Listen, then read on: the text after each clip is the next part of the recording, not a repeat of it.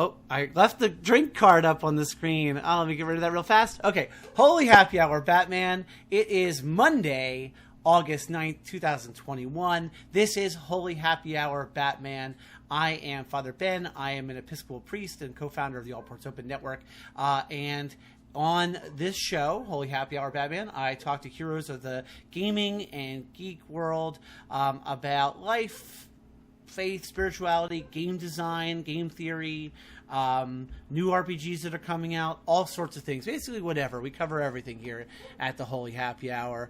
And I'm really excited because for a couple of reasons. First of all, this is our first show at our new time slot. So we have moved from Fridays at 5:30 p.m. Eastern Time to Mondays at 7:30 p.m. Eastern Time as part of our block schedule for the All Ports Open Network. We've got this show at 7:30, and we're going to roll on into and hopefully raid on into Branching Paths with Kimber and Josh, which is another great show. That's on the All Ports Open Twitch channel, twitch.tv/allportsopen, where old school gamer Josh takes new school video gamer Kimber through classic RPGs. Right now they're working through Maniac Mansion, which is really fun. And so that's at 9 p.m. Eastern Time. And this show we're going to try to raid on over into that one in just a little bit here. So I'm excited about this new time slot. I'm also just excited because we have such a great guest tonight. We have joining us Sean Reynolds, who is I don't even know how to say this, a renowned RPG designer. I was just talking backstage, so to speak, with him about the influence that stuff he's worked on has had over my life as a TTRPG player. We'll talk about that a little bit on the show. So he's been around for a long time designing products like the Monster Manual and the Forgotten Realms Campaign Guide in 3rd edition. And right now working for Monte Games on projects like the one we're going to be talking about tonight, their newest Kickstarter for the game Stealing Stories for the Devil, which is such an awesome name and it's such an amazing concept, and we're going to get into that in just a minute here. But before we bring Sean onto the show, it is happy hour, and so what I like to do for Holy Happy Hour is always introduce a cocktail or beverage inspired by what we're going to talk about in the show, inspired by the guest, inspired by something related to the guest. So this week I do have such a cocktail that I'm going to bring up here. I accidentally left it up a minute ago, so let's bring it back. So I created this cocktail called The Devil Made Me Do It. Now, I'm going to make it a little bigger, as always, so that you can read it, because the size it's at now, you probably can't. And so this is actually based on another cocktail, kind of inspired by another cocktail. I think it's called Suffering Bastard or something like that. But The Devil Made Me Do It. It's equal parts brandy, rum, and instead of just gin, a jalapeno gin, because this is a fabulous jalapeno infused gin that I really like from the Philadelphia area called from Revivalist Spirits. Lemon juice, and then there's a little bit of grenadine to make it red, because I wanted it to be a red drink for the devil, and then 1 ounce of ginger ale. And you kind of combine everything except for the ginger ale in a shaker glass. You shake it all up, make it nice and cold with ice, and you pour it out over ice, and you top it off with that 1 ounce of ginger ale. If you don't have a jalapeno infused gin, you can make it spicy by adding like cayenne pepper or something like that instead, and just go with classic gin. But that's the cocktail for this week. The Devil Made Me Do It. So I'll share that on our Discord afterward, on Twitter and things like that afterward, in case you want to give it a try at home. And if you want to find out more about that jalapeno inspired gin, it's amazing. I can connect that on social media too to Revivalist Spirits. So, all right. So let's get rid of our cocktail card and get ready to bring on our guest. Like I said, we have joining us from Monte Games this week. I'm super excited to have Sean Reynolds joining us. So let's go ahead and, through the power of the internet and Twitch, bring Sean on. Sean Reynolds, welcome to Holy Happy Hour, Batman. Thank you for being here. Thanks for having me here.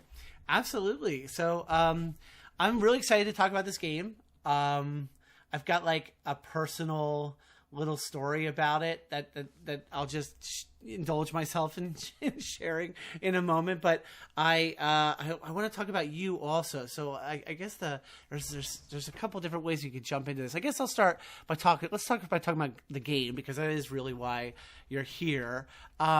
So for people who don't know, Stealing Stories from the Devil is on Kickstarter right now. I think that the Kickstarter's title is actually, isn't it The Devil Made Me Do It? Isn't the name of the Yes, or The Devil Made Us Do It. The Devil Made Us Do It. I kept the I gotta switching tabs here. Oh, I kept the primer up on the screen because there's such good stuff in it. I can't find the tab now. But the premise of this game is so awesome.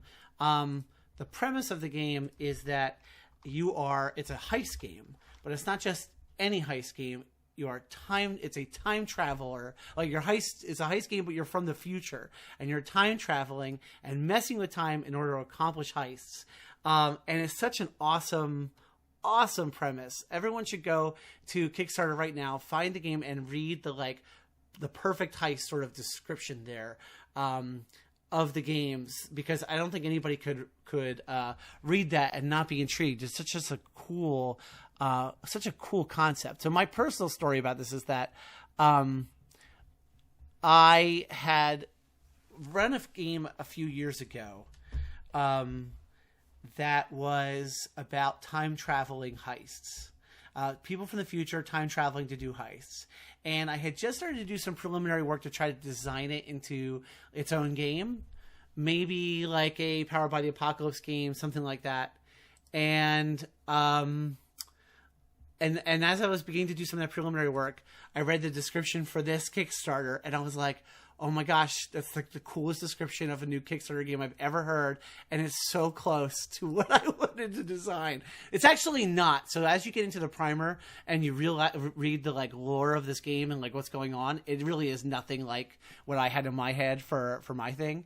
But it was just that, on the surface, that description of time traveling heist, and I was like, oh, Monte Games is doing it, and that means they're going to do it amazingly well, like you guys do everything. So anyway, that's my own story. Now that that's out of the way, we can talk about the game. Tell us a little bit about I guess some background. How did this game come to be? Where did the genesis of this idea come from? Well, Monte, having worked on 3rd edition D&D and 2nd edition D&D, has basically, over his career, has been pushing himself to make games that require less and less work for the GM ahead of time. And with this one, he's always had a love of heists. He's had old blog articles on his old website about Ocean's 11 and such. But he wanted to have a heist game where your characters can be the super competent people who, the heist perfectly works out for them, like it does in the movies because it's pre-scripted, but doesn't require the GM to have to do so much legwork for it. Right. And we actually had an earlier iteration of this. This kind of game engine has been in the works for at least a year and a half on various other projects, and it finally is steered towards this. But the second game that the Kickstarter unlocked, which is currently called Who the Devil Are You? Yeah. Was actually an earlier iteration, or the game kind of precursor was this thing called Who Are You and What Are You Doing? And the prompt was you would have a half-page illustration in the game, and the GM would say, all right, this is what you see, and the players would be prompted to say who their characters are, why they're there, and what they're doing. And then based on that information, the GM turns that into the plot of that session. And for Stealing Stories, Monte just came up with the idea of, well, let's make this a heist, and let's have this devil character and why you're stealing stuff, and the whole time travel aspect just kind of became the background of this particular game. But then we also had the original game, well, not really the original game, but the kind of precursor game as a stretch goal that we've already hit for this one. Right, and there's a third game, right? You've unlocked 3. Yeah, so Sean has had this idea for one called The Devil's Dandy Dogs, which is a much simpler game. It's kind of built on kind of like a tarot card sort of layout, and everybody plays a dog that is kind of like a pseudo-independent entity from the devil, and is going out and collecting souls for the devil. But every time you collect a soul, you get a bit of power for yourself, because the truth is you are a good dog, even though you work for the devil, and you kind of want to split off and do your own things. Your character advancement is you're working towards that goal of becoming a free dog. So the other part of this that is like personal to me, as far as like wanting to talk about this on my show, is just that I have personally backed like all the Monte Cook Games Kickstarters. I think I've backed all of them since. I think I've consistently backed them all just because I'm a fan, right? And I love the stuff since the Best Game Ever Kickstarter, and so like out of personal habit, I do that, right?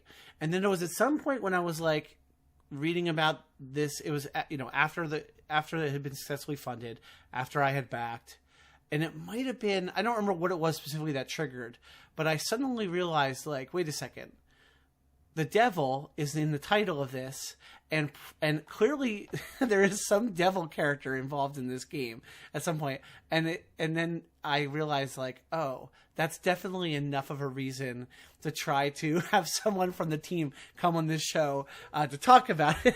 But like, it's funny because I didn't think about that at first. I thought about it much like after, because my first thought is just, oh great, another Monte Cook Games game. I'm really excited about it. I'm excited about backing it. The Kickstarters are the best. Always the best stretch goals. Always the best unlocks. Like that's why I'm just a fan of it. I'm just a fan of the Kickstarters that your company does. I'm a fan of like the quality of everything you end up getting. That's not an exaggeration at all. Trust me, for people watching. I in no way am gaining anything by promoting this. I'm a legit huge fan of the stuff that Monte Cook Games releases.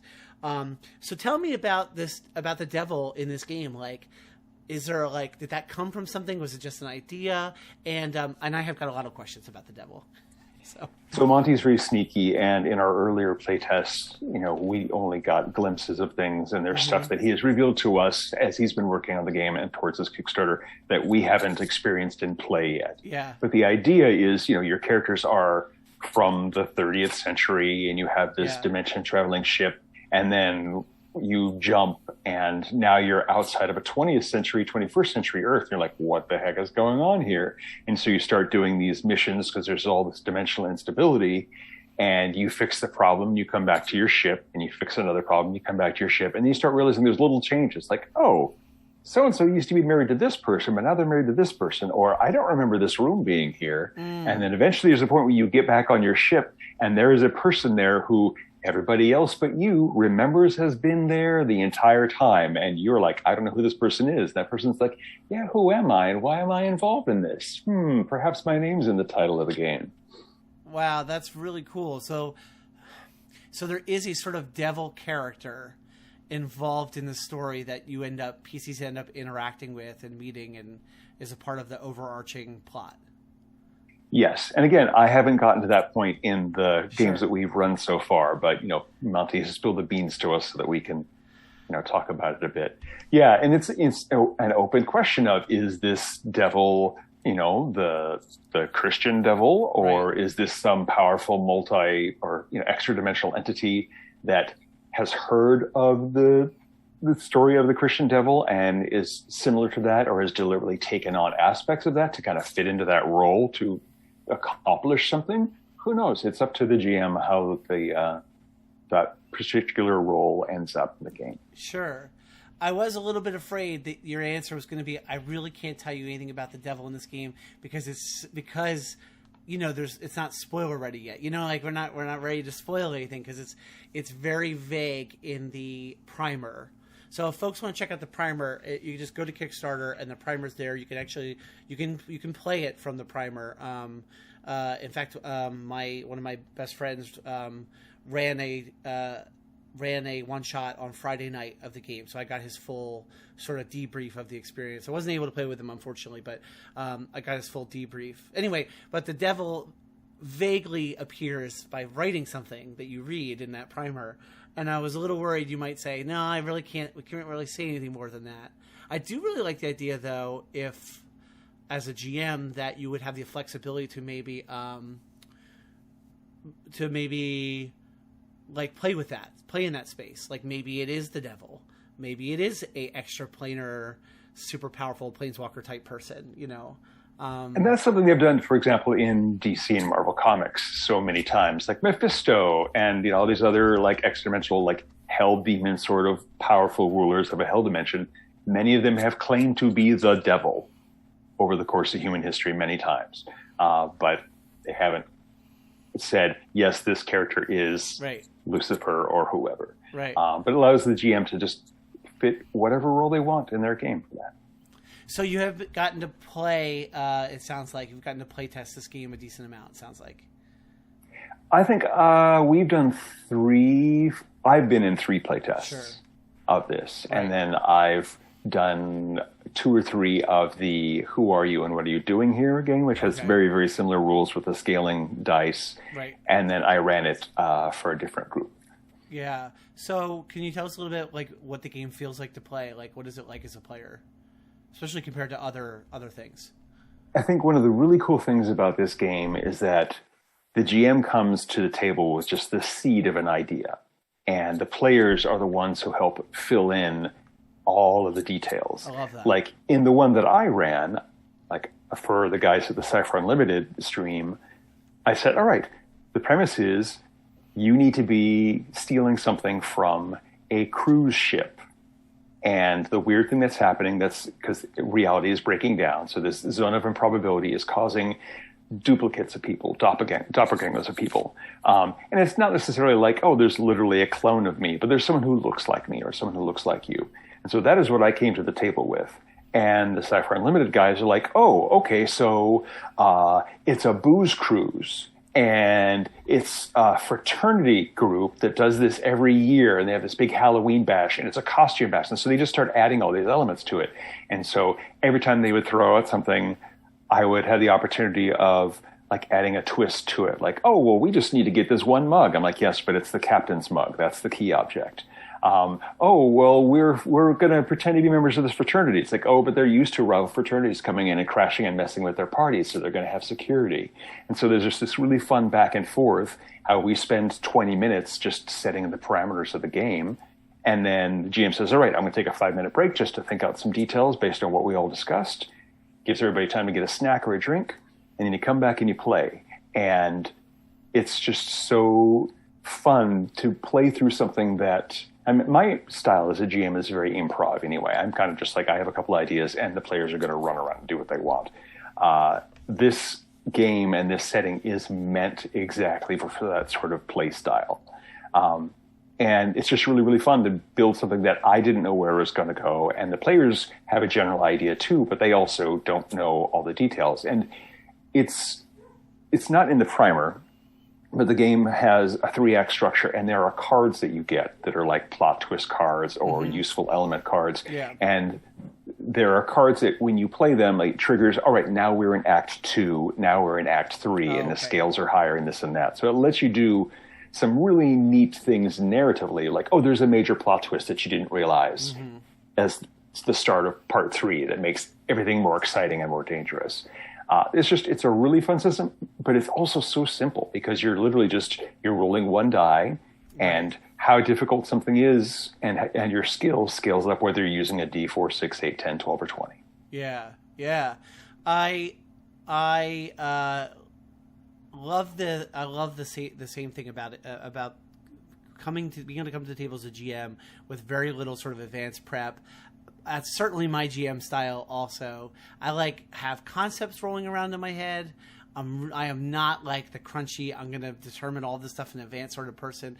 And actually, to be honest with you, I mean, my personal GM style is really like feeding off the players. It's like wanting to know like what's interesting to them. Like what do they think is cool? So building that into the design right out the gate, that it's like listening, like literally listening to them, having them put in input, having them help design the sessions is such a cool concept to me. I both think it's like a really neat way to design, but I also just appreciate it as a GM that especially with life the way it is now, I don't feel like I don't have time to do all that prep anymore anyway.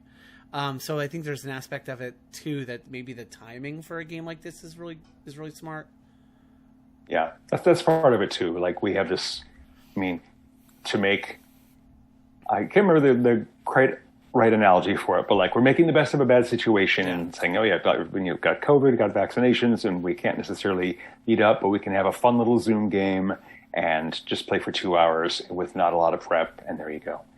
One thing I really like about the cooperative aspect of building the scenario is that I don't have to know everything about what everybody's character can do. So if, Chris's character is really good at sneaking and climbing, and that's their favorite thing, they can say, oh, there's a secret hatch at the top of the building that my character can climb up to and get down, because they want to have the opportunity to go, I'm good at sneaking and climbing, I'm going to show off. Or if the character is really good at being, a persuasive talker sort of character, like, oh, there's a security guard, but they're really friendly, and if you chat them up, then it's pretty easy to get past them. So that means that they give themselves the opportunity for their characters to shine during the adventure, which is great. That is really cool. I don't want to neglect, by the way, to say hello to Spig Cypher Unlimited in the chat, and said, hey, that's us before about, the game you ran, and it was a total blast, and said, I love how much input the players have in the narrative. But yeah, I mean, like, that's one of the things I think is really important to me as a GM, is like letting the players feel like their characters get to shine, and do what they do well, get whatever they do well, giving them a chance to do that. Whatever the player wants their character to shine in, like the moments that are important to them on that meta level of like, to let people have those moments and to design that in, I think is really cool. So I want to hear a little bit from you about the time travel mechanics, the like lying, I guess, is really what I mean. The lying mechanics. Can you tell us about how, like, why are people called liars in this game, and how does lying work? So your characters are from, the 31st century. You have this dimension traveling ship that has somehow ended up in the 21st century. And half of the people on the ship are sleepers. They're the ones who go into like cryostasis, or, they go to sleep for 10 years or whatever, and then they're woken up again to do stuff. And then the rest of the people in the crew are people who they just stay awake and alive the entire time. And so your character is either a sleeper or a scion, because exposure to generations of weird interdimensional energy has given some of these scion characters mutations and powers to do stuff. And the sleepers have been augmented with nanotechnology. And so it doesn't matter what sort of character you are, it's more of a backstory sort of thing. Mm-hmm. But the PCs are characters who can alter reality in different ways, and that's just called lying. And you can be one who lies to the past. You could say something like, oh, this door that we need to get through, well, the last person who went through this door forgot to lock it. The door is still unlocked. You can lie to people, like you could walk up to the security guard guarding that door and say, I am your supervisor, I need you to let me in, and they will believe you because you're lying to the person. And then the third one is you can lie to reality and say, oh, the door is actually really, really corroded, and if I kick it really hard, it'll just break right on down. The really fun thing about lies in this game is that your lies always work. Like you can have anything from, oh, I have a ballpoint pen in my pocket, to, oh, this ship is now sinking, and it works. But the bigger the scale of the lie, the more difficult it is to resist the damage it's going to do to your system, because you're kind of channeling reality and warping reality, and you have to kind of internalize that. So saying something like, oh, the door was unlocked, that's not a very big lie. But like saying the security guard happens to be drunk and has the keys dangling out of his pocket, that might be a bigger lie, and that's harder for you to avoid taking damage. Like if you lie big enough, you could just kill your character automatically. That's wild. with a failed roll. But the idea is to like play your strengths and your weaknesses and go, okay, I can do 3 really easy lies right here for basically no cost and get us through this problem. Or I could do 1 big lie and just kind of break through the hard way. So when I first read the premise of this, I assumed that stuff was going to be like Bill and Ted, Excellent Adventure, was going to be like time travel based, not like warping reality. But it sounds like it's more of that. It's not actually like going back and changing the scenario for yourself with time travel. You're actually changing reality. Is that right? Am I understanding that right? You are right. Although the type of character that lies to the past, they are technically changing the past. They just don't have to physically like travel back with their phone booth and be like, all right, I'm going to leave a padlock here with this. You just say, oh, somebody left a padlock here. And it is the case. When Monte first presented this game to us, I was thinking it actually would be a fun variant because the default premise is it's all taking place in the 21st century. But because you just your ship ended up here, you don't know why, you can't like leave, you're stuck in this area. Your ship could just hop again. If you wanted to have a 1960s or a 1970s sort of like one-off sort of thing. Like spoilers for the Loki show, episode 1, the DB Cooper thing, like, oh yeah, you know what? The heist is that you need to steal this big briefcase of money from a guy on a plane. Right. And you just happen to be in that time period as your mission. That could be a fun thing. Yeah, like I like to be able. I like the flexibility to be able to maybe do that and play with it in different time periods. It is cool to do it in the 21st century because like it's a nice touchstone as to our reality. Because I think sometimes you need that. But of course, like it's almost like what's the fun of having a time travel game if you can't play in a different time period just for kicks? Because I want to do something cool in the 1950s or whatever time period it is. But that lying mechanic seems really cool. And that's one of the things I really want to experience in play, is the ability to do that. My friend's group that play tested it on Friday, he did tell me that his party tried to solve every problem with lying when there was opportunities to like maybe do something mundane or a different skill, rather than lying. They found themselves like, it was such a cool idea it was such a cool thing to do that they literally wanted to do it for everything. And I thought that was interesting. Yeah. I think that's something you'll probably do in your first playthrough of the game, like your first session. You're like, oh, I'm going to lie and make this happen. I'm going to lie and make that happen. And then you'll get to Act 3. Sorry, I have a cat walking through. You'll get to Act 3 and you're like, oh, I'm really beat. I'm like, 2 bad rolls away from just keeling over. I should have been more cautious with my stuff earlier. And so like your second session, you're like, oh, you know what? I can just go around here and pick the lock instead of just saying that the door is unlocked with a lie. And you save a lot of your juice for when you really, really need it. Yeah. So one of the other things I wanted to ask you about, and maybe there isn't a lot to say about it at this point, but the idea of there's going to be in the final product a 12-part like campaign. Can you say anything about that? Yeah. I mean, so. Like I said, the premise is that you have arrived on the ship and you're starting to do these missions and things start changing back on the ship. That is the 12-part session narrative that is happening. Gotcha. And that's basically, it's like season 1 of a TV show. That's what I think is cool because it was kind of described that way on the Kickstarter. Yeah. And like, who knows if we hit some really big stretch goal, I don't know what's coming up next after the current one, but maybe there'll be a season 2. And obviously the GM can like weave their own stuff in between. If you say, well, I've got 12 pre-done episode things, but if I want to have my own filler episodes in between there, then you could extend that as much as you want and just kind of have the big story arc. Kind of like how X-Files has the Monster of the Week episode, but also the overarching narrative episodes. Right. You can kind of alternate between those two and make it a 24 arc story for your campaign or longer. Yeah. Yeah. I really like the idea of thinking of it as a TV season. And like going into it that way, and I appreciate again, just like as a GM, I appreciate like the idea that it'll come with that, to help me to structure, like with a game group, to do, and I mean 12 parts is pretty. It's I'm sure not a coincidental number that you might think that someone might play once a month for a year. It's very clever, and I think helpful for GMs to be able to structure their game that way. But as someone who does a lot of actual play stuff, I already think of what I do a lot of times with running games in terms of seasons because I'm thinking of it as a creative product I'm making, like for an audience. So it's for me a natural fit to think, oh, okay, well I can do this in my home game group too. Because we think that way as people who receive entertainment and participate in entertainment because we've been programmed by TV, I think, to think that way.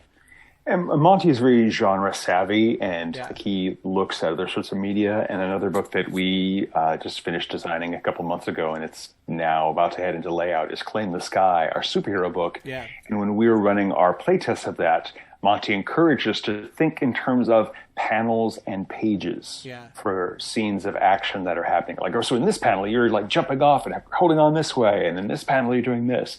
And so this is just another aspect of that. Whether you think of it as a heist movie or a heist TV show, you're going to have that 3-act structure, and you're going to have the little pause built in, which you could consider a commercial break to give people like a moment to recharge and like get that emotional beat after something kind of cliffhangery or exciting happens. So yeah, he's done his homework. Yeah, yeah. So one of the things I also really like about the different games, and I kind of got a feel for this reading the primer too, is that the games are all cipher system. But what surprises me every time I experience a new cipher system game is that is how they're the same but different.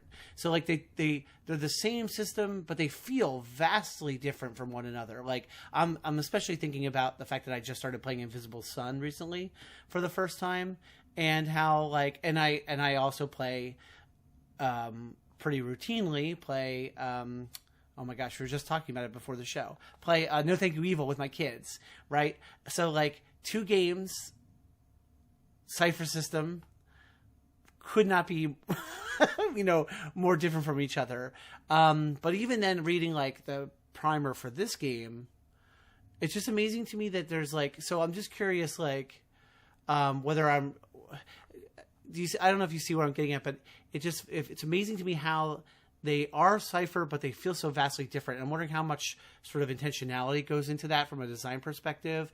And whether this game kind of does anything interesting or different as sort of a twist to cipher, maybe from the get-go with like, I don't know, with sentences and things like that.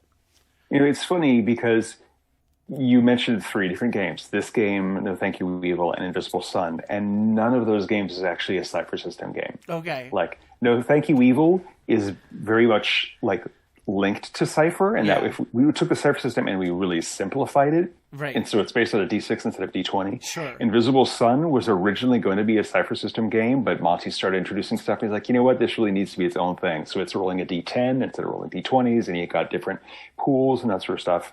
And then this game is, you have scaling dice that aren't part of the cipher system, but you do have kind of similar like levels of difficulty for something. Like you can always have something have a rating of 1 to 10 or perhaps even higher. But you don't generally go above 10 just because then you need a D12 or a D20 to succeed, and it's very rare to get to that level.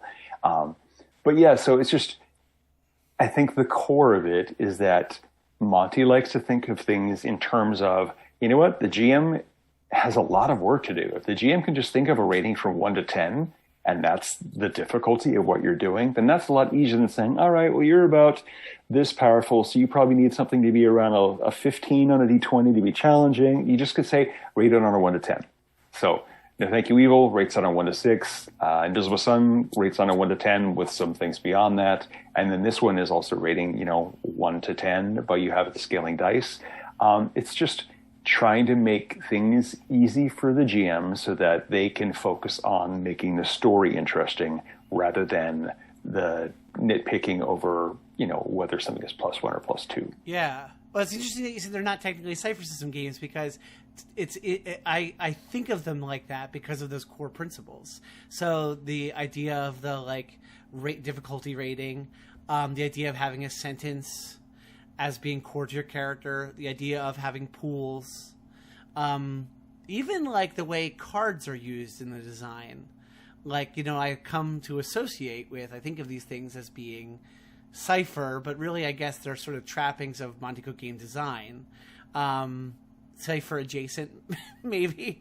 But I that's just sort of as a player, as a GM, that's how I think of these games, as that way. But they are, they are very different. And you do have a sentence still, though, in this game, right? Am I right about that? You still have a sentence, or do you not have a sentence for Steel Stories? I don't think it's not like how it is in the cipher system, but you would just say, like in like a D&D game, it'd be like, I am a half-orc paladin. Right. And this one you could say, I am a sleeper, and then there's like another word that goes with it that generally says whether you're like the more burly type or the more cerebral type, that sort of thing. But it's not like, I am a blank blank who blanks, Sure. like you get in Invisible Sun or No Thank You Evil or Cypher System. Gotcha. Again, it's a variant of our common kind of core theme. Right. So, what is the current stretch goal that the campaign's working toward? I believe we are upgrading some of the materials, like going to like a higher quality cardstock and a linen finish for the cards, just because we like having all those fun props and things like that.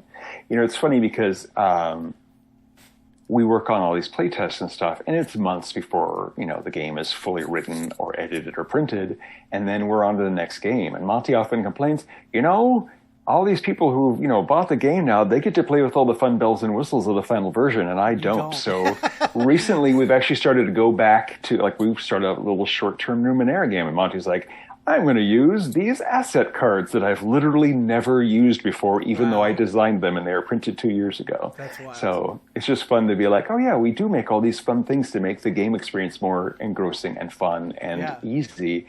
And we're often just the last people who actually get to use them. We're using like note cards and handwritten stuff. I mean, if it makes you feel any better, honestly, for those of us who back Kickstarters, sometimes I think we don't get to use the stuff we get as much as we would like to either. I have a lot of stuff on my game shelf that I'm just waiting for opportunities to break out and use with people. And I run a weekly game club like on Saturdays, and still, you know, there's only so much time, so much time for that stuff. Yeah, so I want to talk a little bit about your history in game design, if that's cool with you, if that works for you. Of course. Yeah, so I guess we can kind of work backwards in a sense, because how long have you worked with Monte Cook Games? I've been an employee at Monte Cook Games since 2016, but my professional relationship with Monte goes back much further than that. I was actually the developer of the original Numenera core book, which was 2013, I want to say. And then Monte and I worked together when we were at Wizards of the Coast. So we worked together on, for example, Ghost Walk in 2003. Wow. So you mentioned Wizards of the Coast. Again, we're just sort of working backwards in time here. When did you start working with Wizards?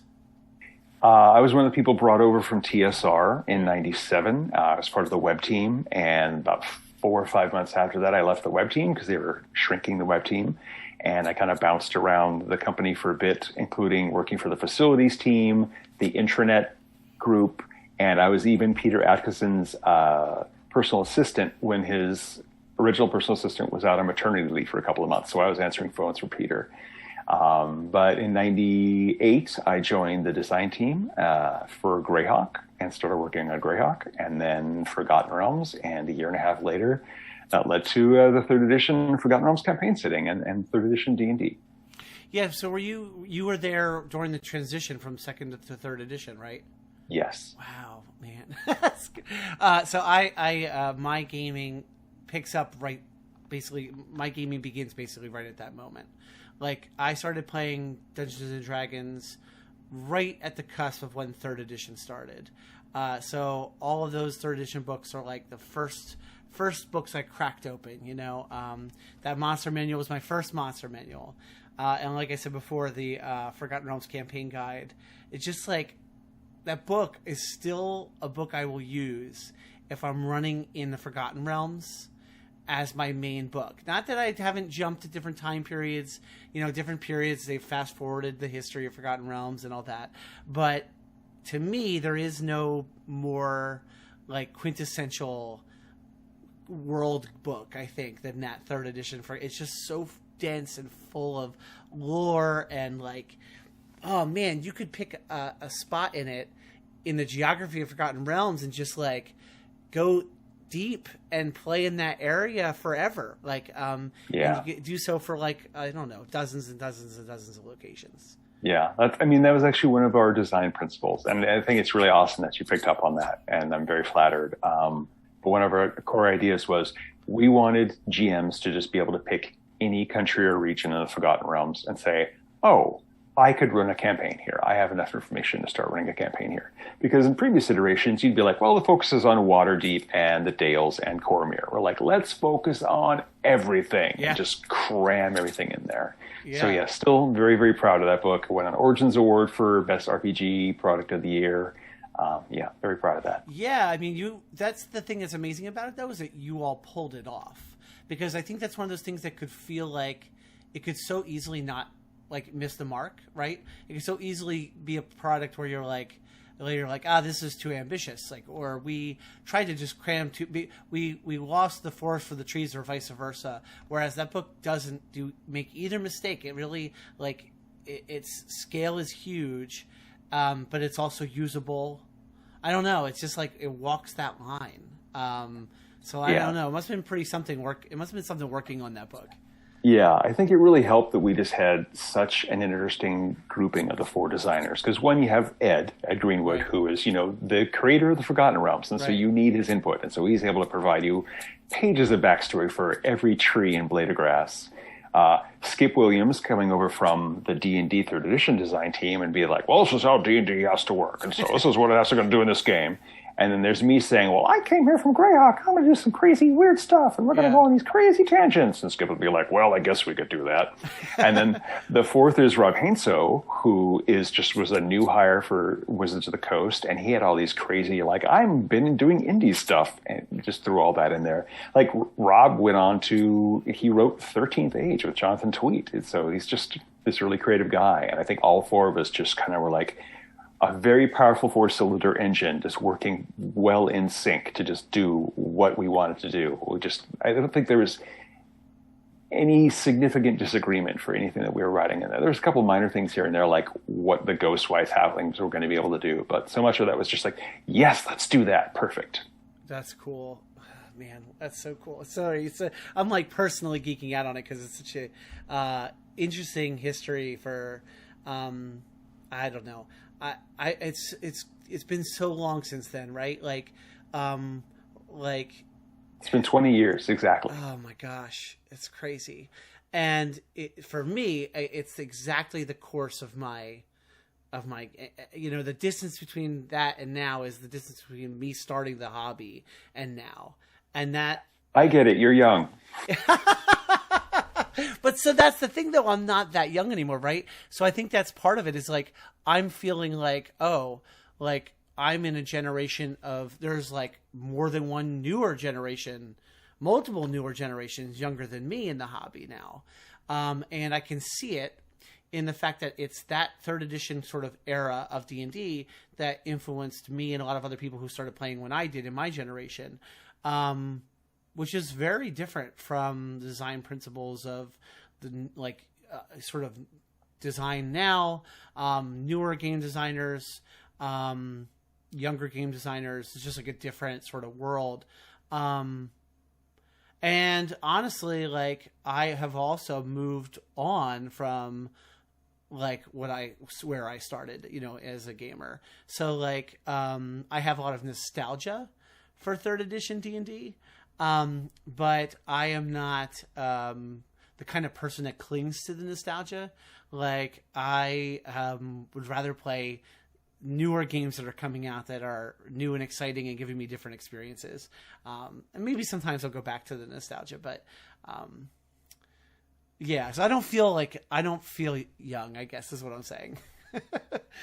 I like to think that I have learned a lot in the time that I've been working as a designer, and my own design philosophy has changed, whether working on 2nd edition, 3rd edition, Pathfinder, Cypher System, or anything else.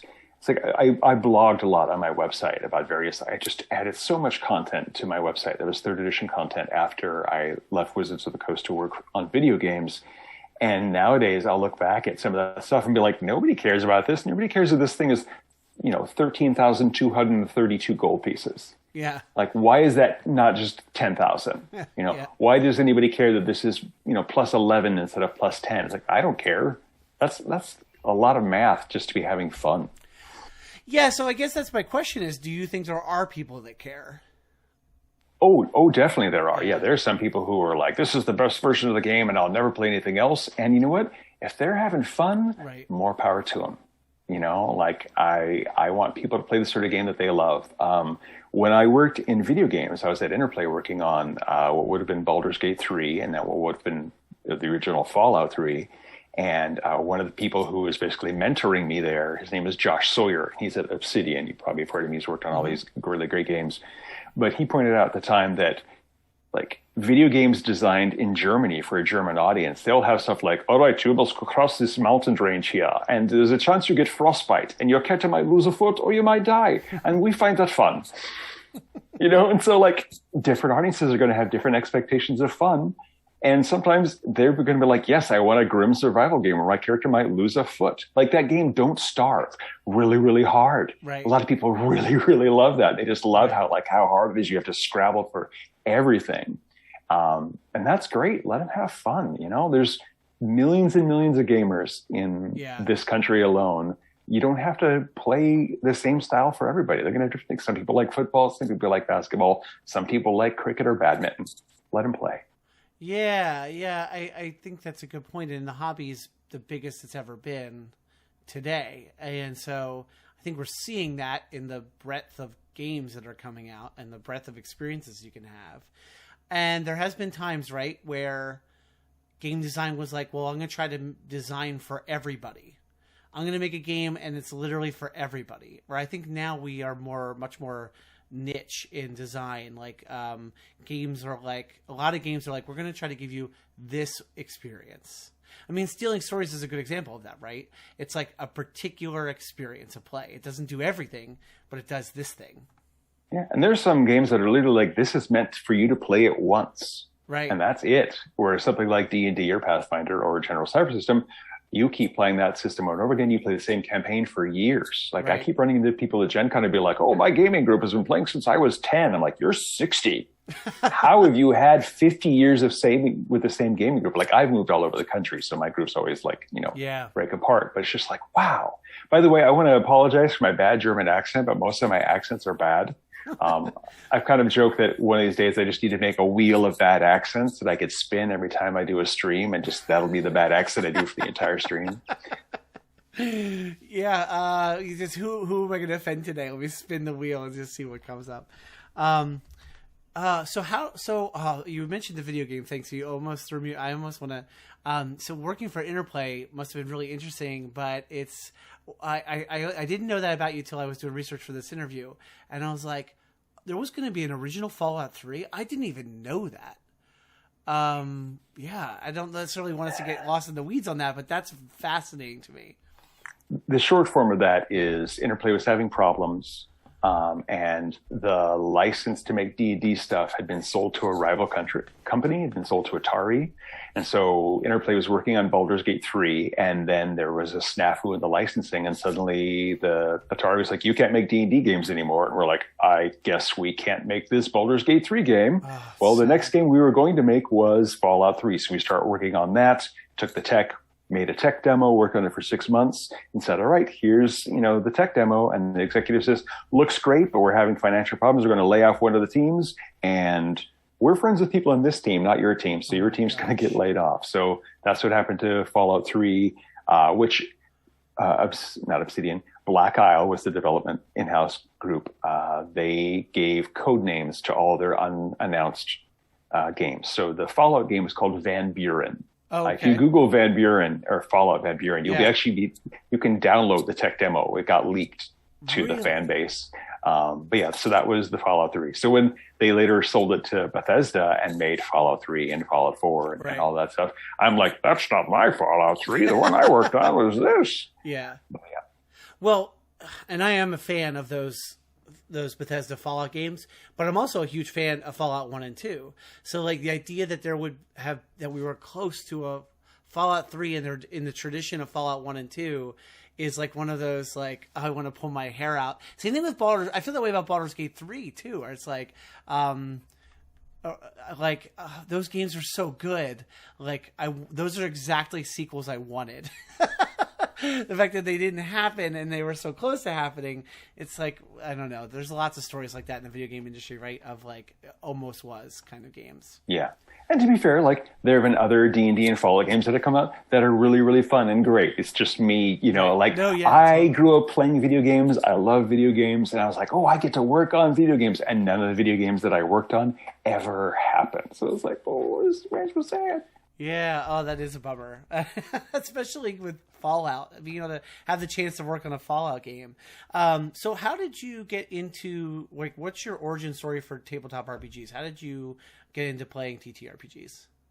I was 9, and I went to there's a program through my school called College for Kids, where gifted kids could go to a nearby community college and take classes, and I took a class on astronomy, and I took a class on Dungeons and Dragons. Really? And so this college professor was running a game of D&D for about 20 different people, and I played that for 6 weeks, and then I went home and I said, Mom, can I get the D&D set? And she got me the D&D set, and I started playing D&D with my cousin. Can you, which version of D&D was this? This was the magenta box set of basic D&D, the Tom Moldvay edition. Wow. You don't still have that, do you? Do you still have your... No, I lent it to a girl I was dating at college, and then we broke up, and she moved to South Carolina, and so I don't know where it is now. Hi, Bobby Joe. Hope you are doing well. Oh, man. That's what you never let... Never lend your RPG stuff to a girlfriend that you might break up with. It was my own fault. It was my action there, so I totally deserve that. It's actually funny because when I started playing AD&D, and I had all my AD&D books, and like I filled in like the stats for the artifacts and relics, and I colored in a bunch of the pictures, and then in junior high school, like my gaming group just became a bunch of jerks, and I'm like, I don't want to play D&D anymore. Like all people who game are jerks, and I didn't play for a year and a half, and then my friend Jason introduced me to a different gaming group, and I started playing again, but I had like sold off all of my original sets of books. And so I had to rebuy all these things. So somewhere out there is a set of D&D books that were mine when I was like 10 to 14 years old. And like, it's got my, my teen signature in them and my hand colored things. And so somebody out there is like, who is this guy? Idiot. Well, the reality is that's probably sitting on someone's shelf somewhere, right? It's weird to think about that. I don't even know where all my 3rd edition books are. I might know. But yeah, it's amazing. Yeah, it's amazing how you collect this stuff and then it just sits in maybe you buy it again. And but did you? I bet you never thought. Did you ever think for a second you'd end up working in the industry? That's when you were, No. Yeah, I mean, late in high school, I decided I was going to be a chemistry major and I was going to be a chemistry teacher. That's what I went to college for. And I have a degree in chemistry and I worked on getting teacher certification. And then I took a hard left turn and started working at TSR. And teenage me would never, ever believe that I would be, have all these D&D credits, work with people like Jeff Grubb and Roger Moore and Ed Greenwood. And like, I know Bob Salvatore and like all these people who like, I grew up playing D&D of their books. I had books with their names on them. And now like they're the old guard of the industry that I'm in. It's wild. Yeah. I can only imagine. Well, yeah. And to think about sorry, I'm not trying to, I just was going to say, now it's 20 years later. I'm not trying to make you feel old. I feel bad saying that, but it is 20 years later, right? Or, at least 20 years later. Now, so that must feel also strange, but from a different perspective, right? Like the old guard is not the same old guard anymore. Yeah, when I was at Paizo, I started to think of in terms of generations of people in the RPG industry. So you originally got like Gary Gygax, and then you've got the people who came after him, like Liz Danforth and Matt Forbeck and Roger Moore and Jeff Grubb and Ed Greenwood. And then there's the generation which is like Monte Cook and Ed Stark and Rich Baker. And then you have like my generation. And then you've got some of the Paizo people who are like James Jacobs and Wes Schneider and like the next generation after that. And now we're probably on the generation after that, whether it's, it's a vague 5 to 10 years sort of thing. But there are people in the industry now who were not yet born when I started working in the industry. and they are producing some amazing stuff. Yeah. What's it like to sort of work, I guess, with some of the people in that? I mean, because I know at Monte Cook you probably had opportunities to work with a wide diversity of those generations, sort of the designers. Is that what is that like to work as across generations like that in design? I mean, it's fun because people have different perspectives on how a game should play or how a game should work. Like one of the things that I did at Interplay was I was kind of on both sides of you're translating a tabletop role-playing game to a video game story. And like you have to take into account your audience and what you want the game to be. Like literally there was an argument how the Baldur's Gate game that we had did not have the massive damage rule from D&D in it, which is like, oh, you take 50 points of damage, you have to make a Constitution save or something, or immediately die. And I said, we're not going to put that in this video game because if Timmy, the 13-year-old kid playing this D&D video game, has 200 hit points because he's a 20th level fighter, and he suddenly takes 50 points of damage from something and he dies, he's going to be like, why did I just die? I have 150 hit points left, right? Like that's the sort of thing you need to think about what the players are thinking. And so as a guy who is 50 years old and white and male, I have a certain amount of cultural baggage with, my gaming history and what I'm playing.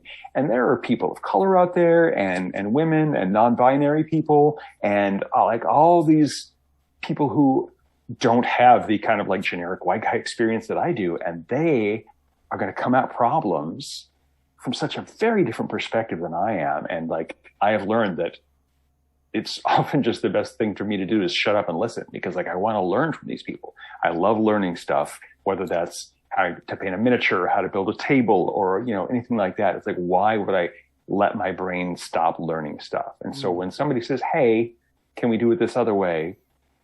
I want to hear what they have to say. And I don't know, it's a very lucky time to be alive when we have the opportunity to connect with creative minds all over the world from different cultures and different backgrounds and say, oh, that's how you're doing it. That's cool. And finding differences and samenesses that you can relate to. Yeah, that is, I mean, the world itself is so very different than it was 20 years ago. And so that influences this idea of design on so many levels, right? Because just even the idea of thinking in terms of that diversity you just described, we think about that now in a way that I imagine didn't go into thinking as much 20 years ago when working on projects and working on tabletop role-playing game books. But so yeah, I mean, like the world around, the environment that we're in for doing this game design is just so different now than it was then. And I remember being a little kid and looking at, issues of Dragon magazine or going to the game store and saving up money to buy back issues and seeing ads for conventions. And I was just like, why would I go to a game convention? What's the point of that? I'd rather game with my group of friends. I wouldn't want to game with a bunch of strangers in Milwaukee or whatever. And now I'm like, let's go to conventions. Come on. I miss seeing other people. I want to go and teach people these games. I want to like interact with my friends who are in the other side of the country.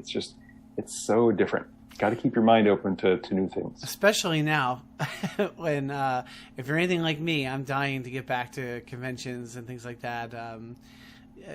I know people have different feelings about all this stuff. And like, I'm a person who likes crowds. I like being in crowds. I like being around other people. I like, I just really enjoy that. I like being in a big group of people, especially when they all love the same things. So that's what a con is all about, right? You're there because you all love video games or you all love tabletop games. And I miss that so much. I miss the being in the crowds just to like walk around a con or sitting down with a group of people who I've never met before and having a tabletop experience with them or demoing. For people who are watching this, I was telling Sean before the stream that I got to demo a couple of times for for No Thank You Evil at PAX Unplugged. Like getting to sit down and being like, let me teach you this game that you've never played before. Man, I miss that stuff so much. But we're hopefully heading back towards being able to do those things. Yeah, everybody get vaccinated. Take care of yourself. Be safe. Let's beat this stupid virus so we can game in person again. Yeah, seriously. Well, I think in that regard, I think I saw that Monte Cook Games is going to be at Gen Con, and actually, to be honest, I was like, oh, I don't think I realized there was any physical aspect of Gen Con this year, so I wasn't paying enough attention, I think, to that. So that kind of caught me off guard, but that's cool, and it's a good sign of moving back towards some things. I'm just we're keeping an eye on what the Delta variant is doing and what Gen Con is doing. But we currently are planning on attending in person Gen Con and Gamehole Con. Nice. I have do you happen to know when they are off the top of your head? You could plug them. Gen Con is mid-September and Gamehole Con I think is early October. Gotcha. Yeah, so I'm anxiously waiting to see because I'm in Philadelphia and I'm waiting to see what PAX Unplugged does. There's a lot of rumors about doing a proof of vaccination or negative test sort of thing to go to a con like that. So I'm sort of waiting to see what they announce for that because that's a con that's right here in my own back door. I don't have to go anywhere. I can wake up, roll out of bed, and go to the con. So I'm kind of anxiously awaiting that. But I'm trying to think of what else about the game. I want to make sure we do a lot of justice to the game. You told us a little bit about the Devil's Dandy Dogs. Is there anything else about that game that we should know that maybe you could tell us to get people hyped about it? It's such an interesting premise. It's still new. Like Shauna's designing it right now, and it's not a text heavy game. But she has been experimenting with a tarot sort of layout where you kind of how you place the cards on the tabletop. It helps determine where the story is going to go and what you can do. I haven't seen it yet because she's just only about 2 weeks into it. I'm really looking forward to that. But I mean, it's about dogs, and dogs are fun. And oddly enough, it's actually not like a pun sort of game. Shauna loves puns, and she's deliberately going and avoiding making puns for stuff. So I'm like, wow, this is new territory for you, Shauna. But yeah, Devil's Dandy Dogs. I'm looking forward to it. And if you've taken a look at the render that Bear has created of what the packaging and the cards might look like, it's kind of spooky and weird, but also very fun and intriguing. So I mean, Bear is just really great with making stuff look amazing. And so Stealing Stories has its own particular look, and Devil's Dandy Dogs has its own really, really cool look too. And they're just all visually very beautiful games.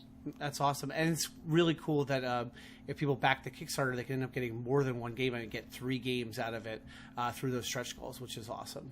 And that's actually why the Kickstarter itself is called The Devil Made Us Do It, rather than Stealing Stories for the Devil, because our plan was that we would hopefully hit some stretch goals and be able to unlock multiple games under that same sort of umbrella theme of devils involved. Sure. No, that's really smart. And I mean, I think history probably prepared you all to assume you were going to hit some stretch goals because, there's a lot of precedent for that. I think you can expect to hit some stretch goals.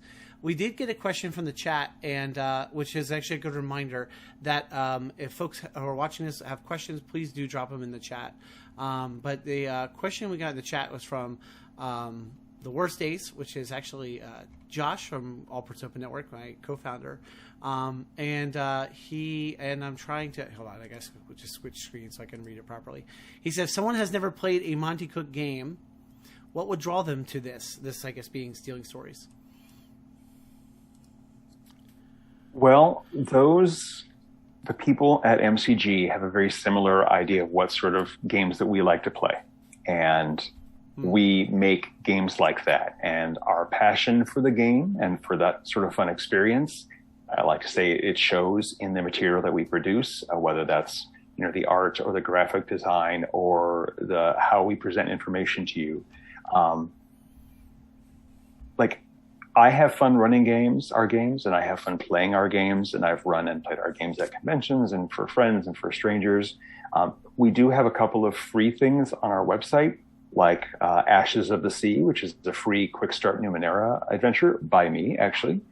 We have the Cypher System Rules Primer, which is just the basics of how to play the Cypher System. They're very easy systems to learn. They're very easy systems to play. They're really easy systems to run. My girlfriend is not a gamer at all. She had not played any role-playing game, and I started out running a Numenera group with her in it, and now we've switched over to Ptolus, and she's having a great time. Like, she's still kind of a reserved, sort of quiet character, but she knows when it's time to punch stuff, she can step up and punch the crap out of things. But to super summarize, the answer is we like games to be fun. We want games to be kind of dynamic and flexible, and we enable players to do that. We enable GMs to do that, and I like to think that you can see that in the play when you experience it. Yeah, when you say you want games to be fun, I mean, yeah, I would hope that most people who design their games design games to be fun. Is there a particular sort of way that plays out in the way you all design games at Monte Cook? What does that mean to build for fun in this sort of Monte Cook Games way?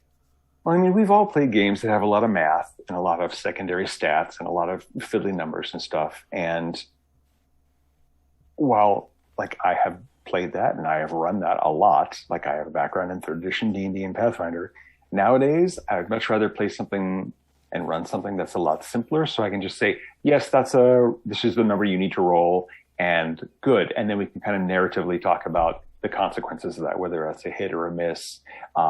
It's just, I don't know, there's so much time involved in building stuff for a game as a GM, and like, it just would be nice if games are easier to run and easier to play. Like, if you can actually fit everything on your character sheet, like all the description of your abilities on one piece of paper, that's great. So you don't have to go and keep looking up stuff. Just focus on the fun, focus on the simplicity, and be flexible. Like, I'm a very fly by the seat of my pants sort of GM, and I'm comfortable with rolling with the punches and doing, like, my girlfriend's son is also a player in our game, and he routinely just goes off the rails and tries to talk to monsters and, like, is friendly to people, even if they're undead. And so I have to accept that he's going to do something kind of wacky, and he's probably going to make it work because he has the great luck to do really good rolls when he needs it.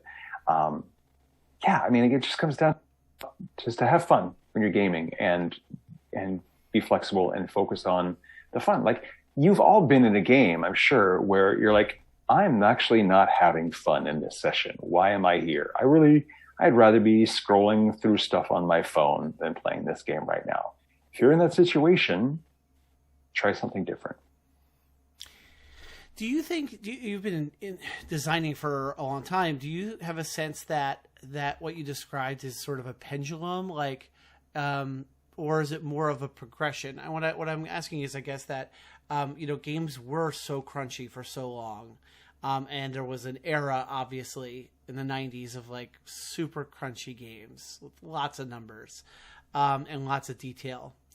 And now there's definitely a movement to, in games that are being designed now, definitely, like, there's such an emphasis on sit down and play, not having to spend a ton of time being able to fit everything for your character on one sheet, like you said.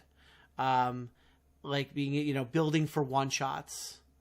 I'm curious if you think this is sort of like a pendulum and eventually, it moves back and forth between those sort of ranges, or if you think that, like, no, we really have just sort of in design moved past the crunchiness into, like, maybe not that it's gone forever, but that, like, really we have learned better design sort of principles, I guess.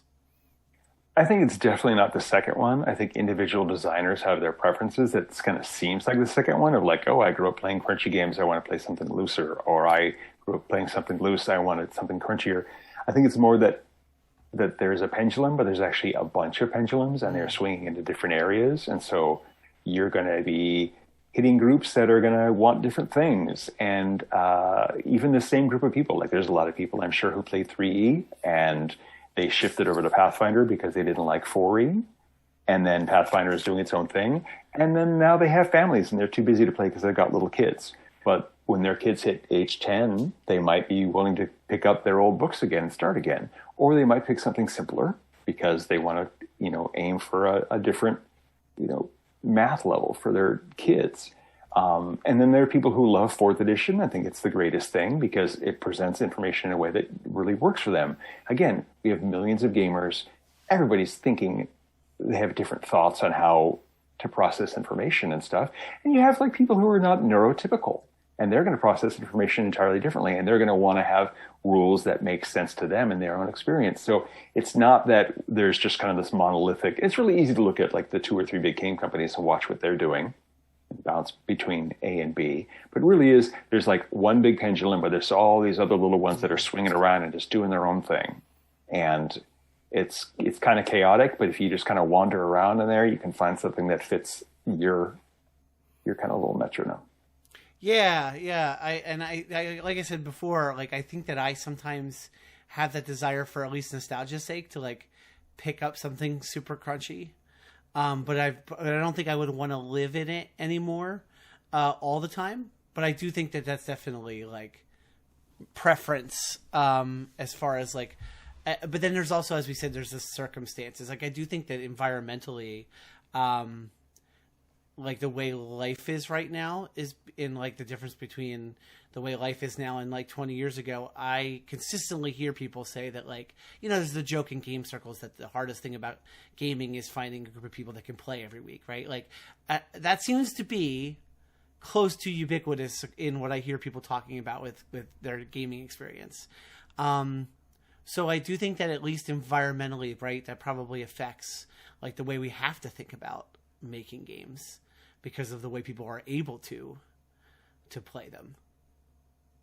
Well, a good example of that too is the what was it called? Is it the Darkest House? No, what is it? Yes, Darkest House. Yeah, right. Yeah, the design premise of that is you're not able to meet up in person, whether it's because of, COVID concerns or because your gaming group is scattered all over the country, all over the world, but you can meet up in Zoom.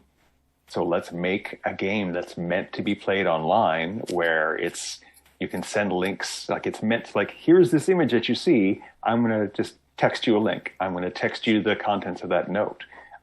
You just have to roll with what the times are doing. And if your group can't meet in person, then play an online game. I mean, that's actually one of the advantages that playing on Xbox Live and that sort of platform has, that you can just be like, I want to sit and play a game of FIFA Soccer, or I'm going to play some Red Dead Redemption. And you can just meet up with people online. And if you get along, then you can quest with them for a while or, play a game with them for a while. And if not, then you just leave that group and do it again. We don't really have something like that that's super efficient for tabletop role-playing games. Yeah, I guess you have something like Roll20 as like a platform for being able to jump on and like maybe find people who just want an online game group. But yeah, it's not like what you said. It's not like Xbox Live. It's not like it's not even just like Microsoft is now bridging that gap between PC and Xbox and console to make it even more available and ubiquitous across multiple different types of hardware. So yeah, we don't really have anything quite like that.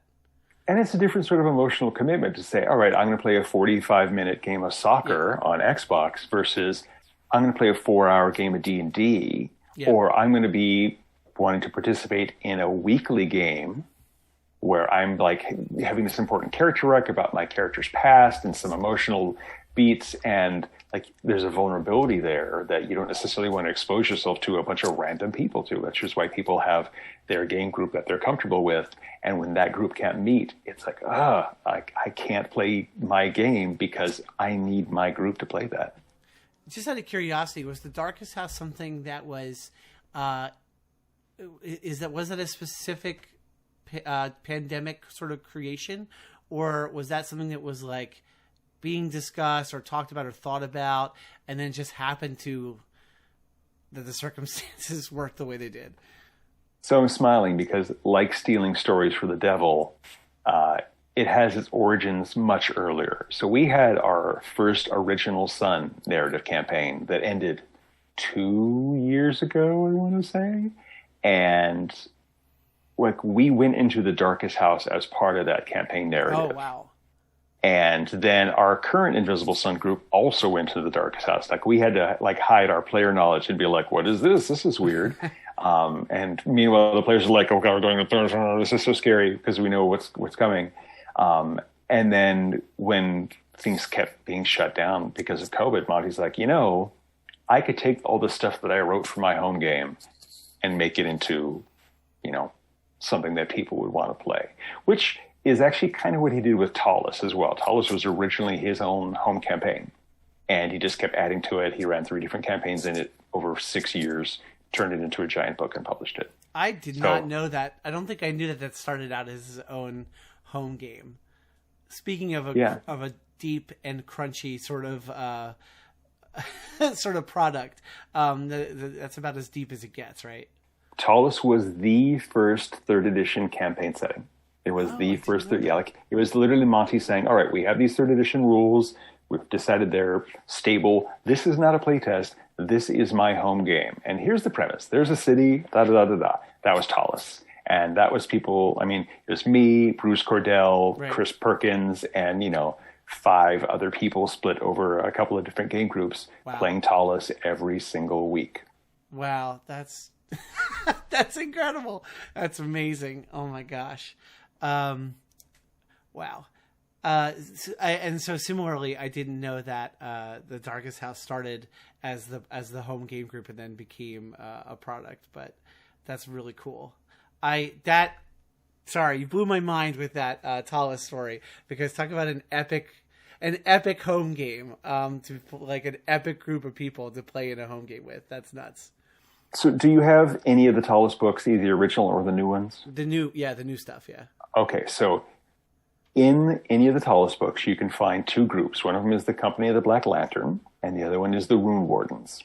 The Company of the Black Lantern is Monte's original Wednesday group, and the Rune Wardens is Monte's original Monday group. Wow. So which of those 2 groups were you in? I was mostly in the Rune Wardens, but I was in the Wednesday group a little bit. Okay, so the answer is both. That's pretty awesome. That's amazing. Oh man, that's really cool. Stuff like that is so freaking awesome. To get to include in the published product, to get to include the tidbits from the original around the table thing. There's really nothing. There's nothing much more like.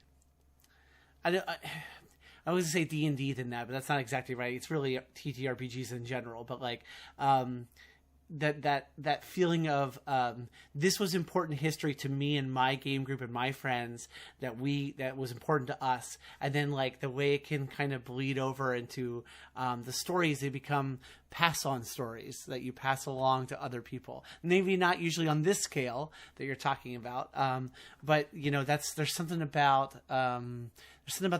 the nature of what makes TTRPGs fun that I think ties into that.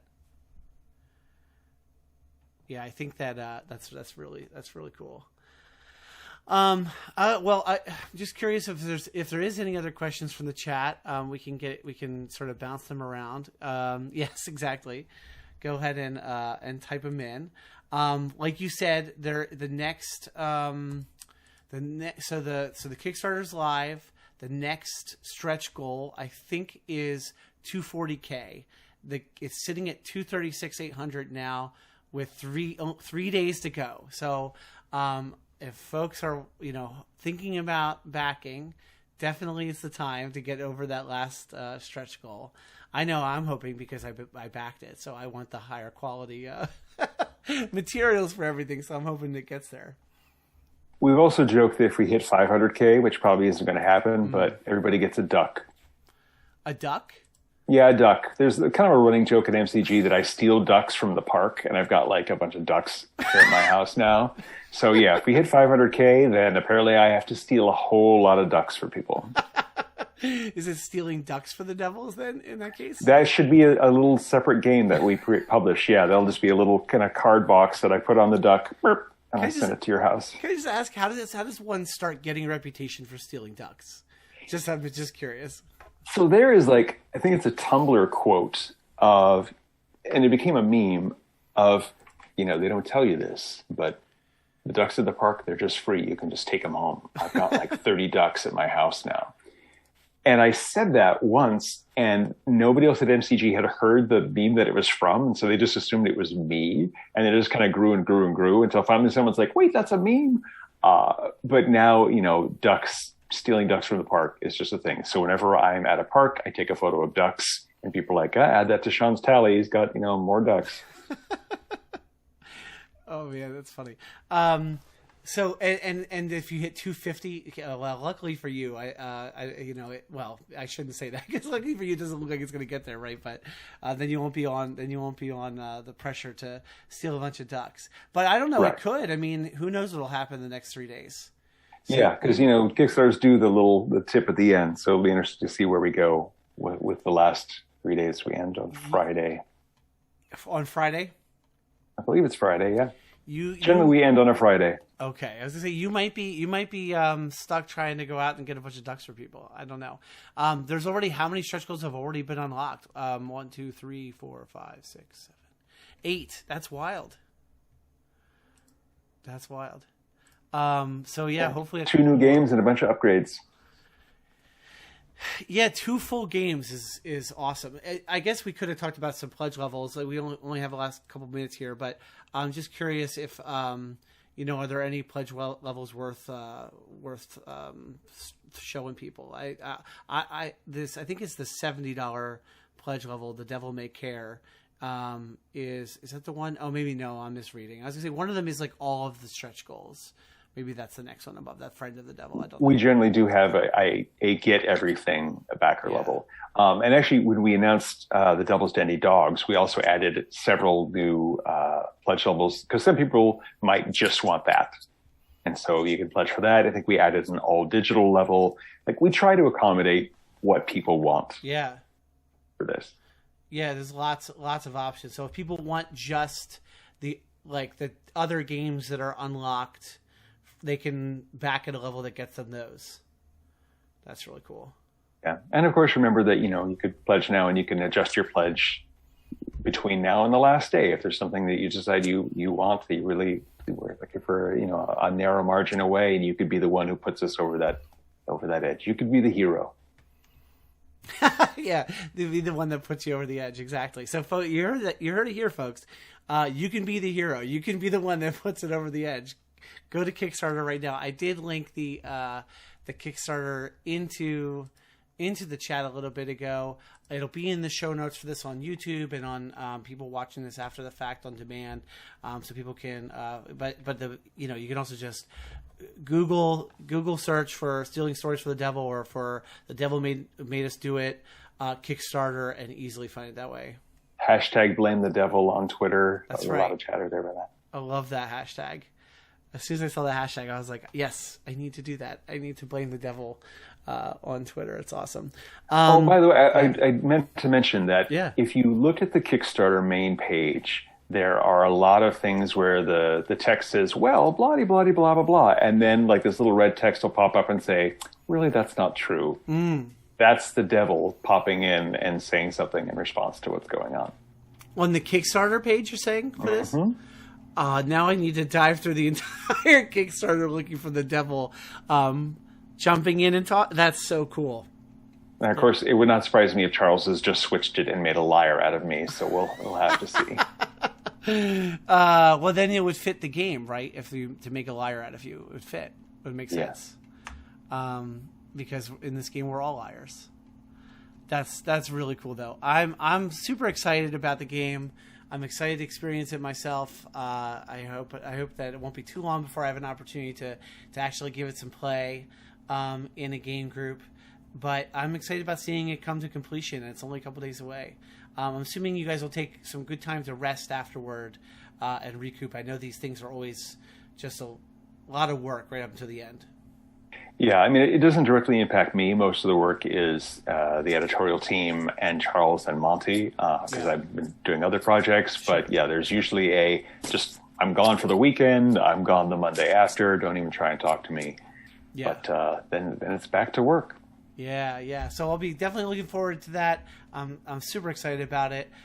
So Sean, I'm so appreciative of you giving your time to come on my show to talk about this game, but also just to share your awesome history in RPGs. Like I said, I was so personally honored to have you on the show, to be like, to have someone on the that worked on stuff that was so influential to my life as a gamer, to have on my show, to be able to talk to you. It was just such a huge honor. And so I'm sorry I made you feel old several times. No, that's fine, man. I mean, I turned 50 this year, which is just weird. I still feel kind of like that noob who's walked into the TSR offices and like, you're Jeff Grubb, you're Roger Moore. I know your names. Yeah. I have books with your names on them. You never want to stop being that guy, though, right? Like, because then you Yeah. have lost something. Yeah, it's like, I really appreciate the opportunities that I've been given. And I really appreciate the fact that, people like you who have streams about gaming will invite me to come talk all my goofy ass stories from 10, 20, 30 years ago and just share our love of gaming with other people. It's just really, really great. And so thank you. And thank you to everybody who's watching this. You're the reason why I'm able to do this. Yeah. Awesome. Well, thank you, Sean. Thank you for the time. Thank you for coming on. I'm going to ask Sean to stick around in my digital green room here for a second. I'm going to switch back over to just me so I can kind of wrap up the show for this week. So let me just switch back over here. Another great episode of Holy Happy Hour Batman. Thanks to everyone who watched this week at our new time slot. I really appreciate it. We're going to be hopefully here in like 2 or 3 minutes.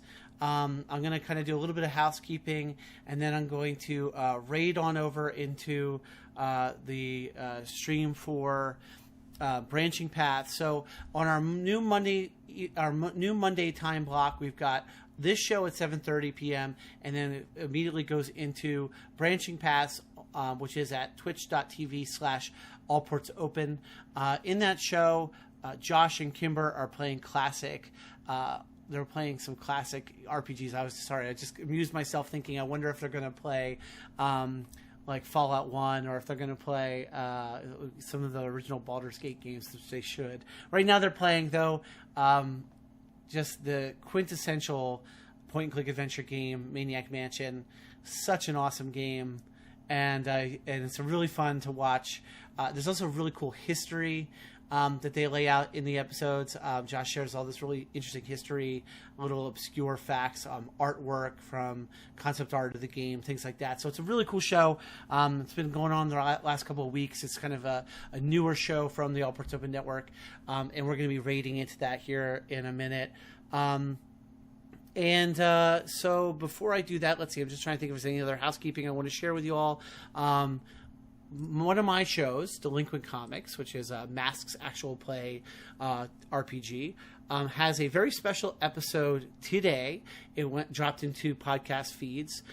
It's a Between the Panels, our first ever special episode we did, where James D'Amato, president of the One Shot Network, the host of One Shot and Campaign Pod, he joined the cast of Delinquent Comics to go over his new book, to use his new book, The Ultimate Game Master World Building Guide, to do some world building exercises with our group. And we created a mega corporation that's going to be really important in our next arc. It's called the Vega Corporation. We had a lot of fun. We laughed a lot. It's a great episode. That dropped into the feed for Delinquent Comics today as kind of a bonus episode. And then next Monday, the 16th, will be Vega Rising Issue 1, from Delinquent Comics. And so you're going to want to subscribe now to that. And then, let's see, this week we have that special episode, and then I will be not streaming again until Thursday, but this Thursday night at 9 p.m. at the All Ports Open Twitch channel, I will be a part of the No Avatars Allowed podcast, which we stream live our recording session on Twitch, Thursdays at 9 p.m.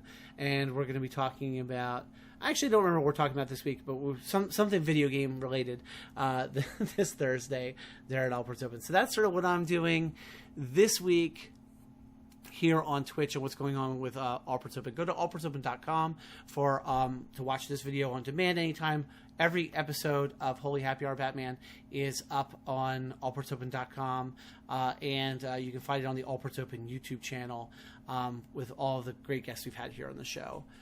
So I'm going to see if it's possible for me. I've never raided, so I'm going to give this a shot. I don't even know for sure that they're live over there yet, and this is all new to me. So I'm gonna try. We're gonna try to raid together, folks. Let's see if we can get this to work. It's not showing it up as an option right yet, so I wonder if they didn't start there. I tried to stall as long as I could to try to drop over to the raid over there. No, it says they are going live. All right, let me give it another try.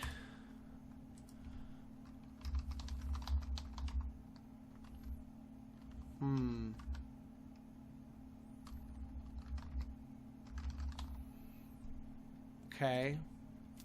So this is what always happens. Whenever there's something new, you're working the kinks out. There's always going to be a little bit of an adjustment. Let's see if they're live over there. And then we can go ahead and raid into them. It looks like they're not quite live yet.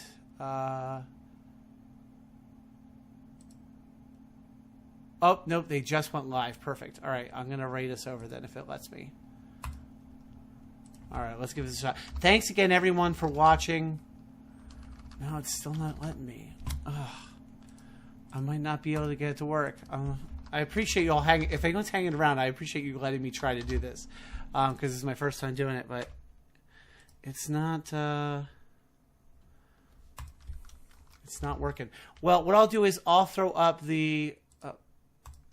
I just got the notification that they're live. I'm going to throw up the thanks for watching screen. I'm going to give it 1 or 2 more tries. I don't want to hold Sean up any longer in my digital green room. So I'm going to throw up my thanks for watching sign, and then I'll try to raid us over. So thanks again, everyone, for watching Holy Happy Hour Batman. Enjoy your night.